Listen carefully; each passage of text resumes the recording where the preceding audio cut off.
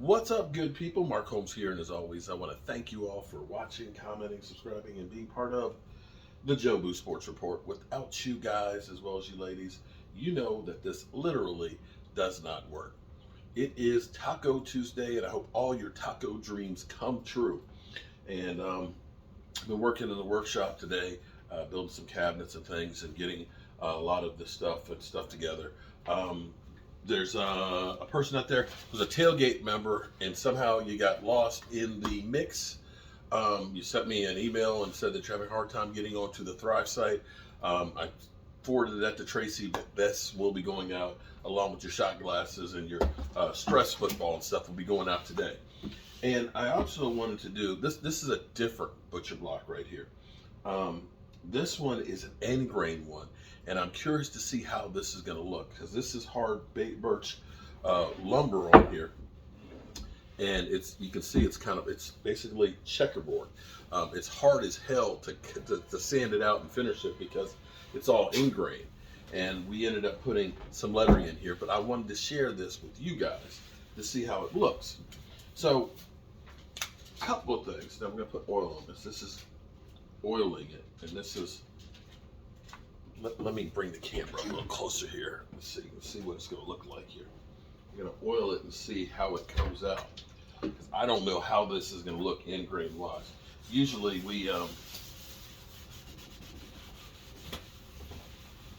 been varnishing them, not varnishing them, epoxying them. Yeah, on one side. On one side, and the end grain sucks up more of the oils in it than the side grain, so it should be darker than what's typical. And this is birch, and I can see it really is sucking it up into it. But it's amazing the color change. Wow. And see, now you can really start to see the blocks in there. Wow. Take up half a bottle of oil to really get in there. So what I really wanted to do, I couldn't do because the YouTube police got me when I did the video last night before I went to the airport. Wow, look at that. Isn't that pretty? The YouTube police got me with the video clip because I wanted to use Larry Allen's top 100 video, where he is one of the top 100 players of all time in football. And what you can do to help a brother out is look it up.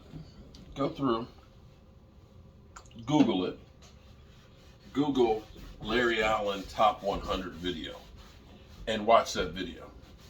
In that video, you'll hear John Randall.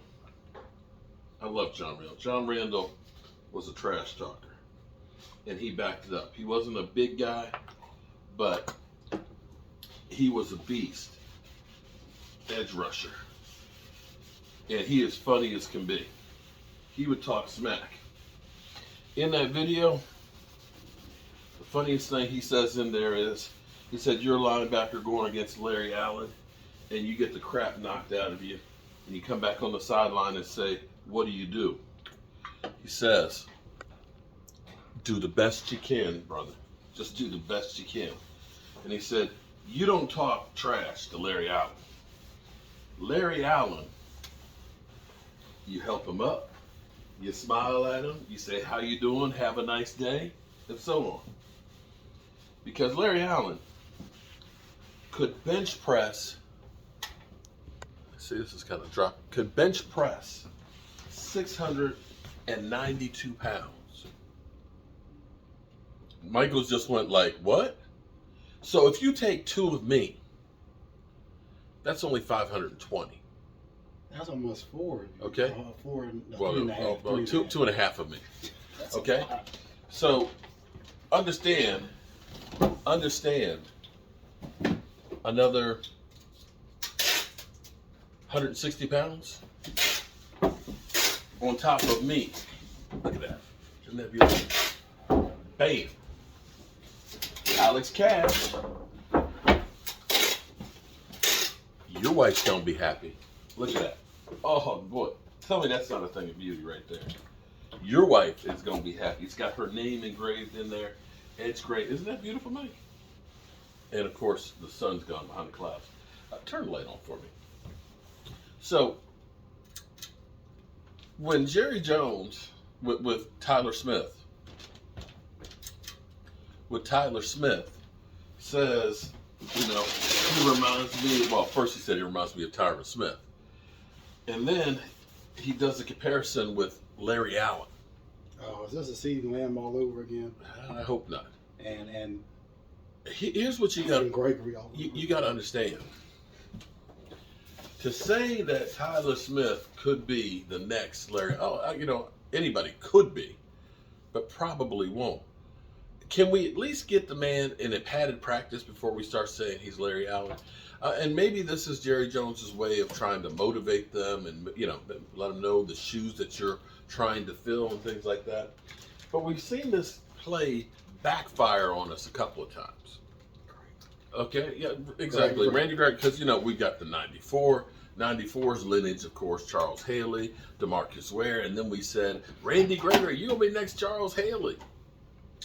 Yeah, well, how'd that work out for us? We had the original 88, of course, with Drew Pearson, and then to Michael Irvin. But most people don't remember Antonio Bryant. You don't remember Antonio Bryant because that was before Des Bryant. And there was an 88 before. That was That got cut. But that one didn't work out real good. Now we'll see how the one for CeeDee Lamb works with it. But it's just something about anointing guys before they've done anything.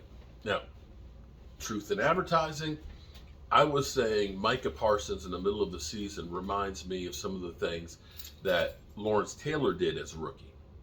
Now, Bad Dog took it to a whole other level. Mark Holmes, you're crazy. You can't say that Micah Parsons is anything like Lawrence Taylor. He's a Hall of... I said, listen. I said, when I look at the rookie numbers that you had for Lawrence Taylor, now be it that it is skewed some because the teams do pass more now than they did back then. But I'm saying you're looking at a rookie season that is kind of like what you got from them. And at least I had seen some evidence on the field. We saw how he was able to go from being a linebacker to then being basically an edge rusher. And that he was a guy who truly could take over games. And you had a game plan with him. I still don't think that that's a hard reach. But I waited at least to see the guy on the field first before anointing him. We haven't even seen him in a padded practice. So take it easy, Jerry, okay? But, you never know. And see, this is the thing about wood. People always tell me that oh my God, you're so good at making stuff out of wood. But see, here's what I tell them is, I just brought to the surface what was already there. See, this wood had been growing for a long time. This wood was always like that. I just took off the top layer to bring out the rest of that. And see, that's what you get with football players. Football players, they have to have the basics underneath there. Coach will just basically take off that wrappings and stuff that will get them in that position to become that Hall of Famer. Yeah. So I guess you could say I'm kind of like a coach. I'm just a coach for wood. Anyway, we got to get this boxed up, a bunch of other stuff here that's going out. And as always, I appreciate each and every one of you guys as well as you ladies. And hope that you're having a great day. And this, for me, is very satisfying. And it's also it's heavy. This thing's heavy as could be. This sucker is heavy. All right, Mike, I just need to take some pictures of this, and then you can package this one I up. need to put people's address for these. Peace. For these two.